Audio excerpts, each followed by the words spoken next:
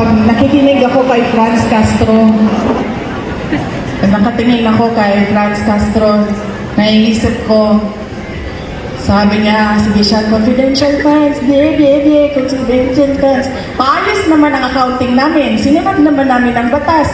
In fact, wala pang deadline, nagbibigay na kami ng accounting doon. Paano namin ginagamit ang confidential funds.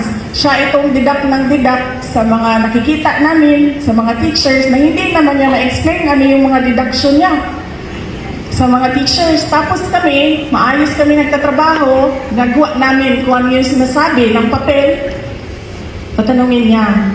Tapos kasabayan niya pinanganak yung dinosaur, ganyan siya katagal na ha, ganyan siya katagal na.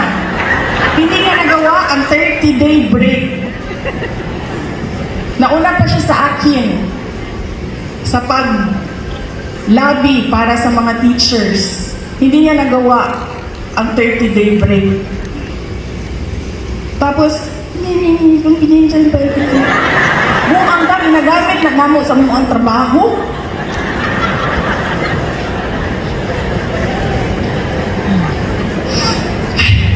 Kakatawa.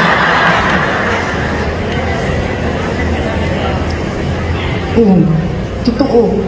Kasi sabi nila, 1970s pa daw sila. Sabi ko, kasabayan na rin nila yung dinosaur. Hanggang ngayon, 30 days, hindi mabigay. Tapos inupuan lang namin ng isang araw ni Yusef Powa. Nabigay namin, 30 days. Hindi pa kami nagsabi doon sa mga ibang mga magagaling sa loob ng Department of Study ko, kamaingay.